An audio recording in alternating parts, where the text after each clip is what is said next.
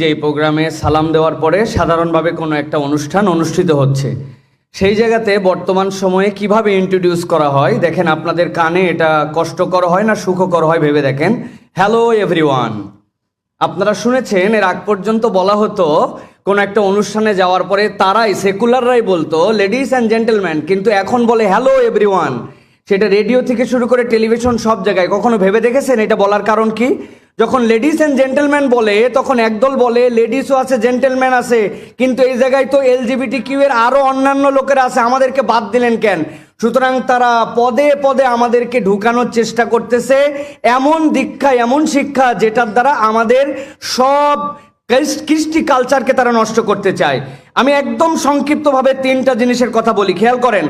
পাশ্চাত্যের লেজুর ভিত্তিক যেই এনজিওরা আমাদের কাছে বিভিন্ন ধরনের সেবা দেয়, আপনি সরাসরি যারা সেবা